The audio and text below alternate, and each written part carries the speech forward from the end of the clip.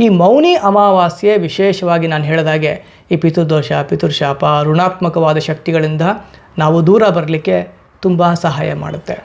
ಮೊದಲನೇ ಉತ್ತಮವಾದ ಮಾರ್ಗ, ಮಹಾಕುಂಭಮೇಳ ಆಗಬೇಕಾದ್ರೆ, ಅರ್ಧ ಕುಂಭಮೇಳ ಆಗಬೇಕಾದ್ರೆ ಈ ಮೌನಿ ಅಮಾವಾಸ್ಯೆಯ ದಿನ ಆ ಸಂಗಮದಲ್ಲಿ ಸ್ನಾನ ಮಾಡೋದು ತುಂಬ ವಿಶೇಷವಾದದ್ದು. ಆದರೆ ಎಲ್ಲರಿಗೂ ಮಹಾಕುಂಭಮೇಳಕ್ಕೆ ಹೋಗಲಿಕ್ಕೆ ಆಗುತ್ತಾ? ಅಥವಾ ಎಲ್ಲರೂ ಹೋದರೆ ಆ ಪ್ರಯಾಗ್ರಾಜ ಆದರೂ ತಡಿಲಿಕ್ಕೆ ಸಾಧ್ಯವಾ? ಆಗೋದಿಲ್ಲ. ಯಾರು ಹೋಗ್ತಾ ಇದ್ದೀರಿ ಎಲ್ಲರಿಗೂ ಶುಭಕಾಮನೆಗಳು.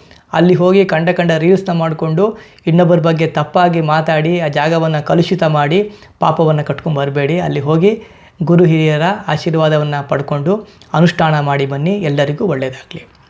ಯಾರಿಗೆ ಹೋಗಲಿಕ್ಕಾಗಲ್ಲ ಅವರು ಹೇಗೆ ಅದಕ್ಕೆ ಸರಳವಾಗಿ ಸಮಾಜದ ಕಡೆಯ ವ್ಯಕ್ತಿ ಕೂಡ ಆಚರಣೆಯನ್ನು ಮಾಡಿ ಇದರ ಫಲವನ್ನು ಪಡ್ಕೊಳ್ಬೇಕು. ಆ ಉದ್ದೇಶದಿಂದ ಸರಳವಾಗಿ ನಾನು ಒಂದು ಅನುಷ್ಠಾನದ ಮಾರ್ಗವನ್ನು ನಿಮಗೆ ಹಂಚಿಕೊಳ್ತಾ ಇದ್ದೀನಿ.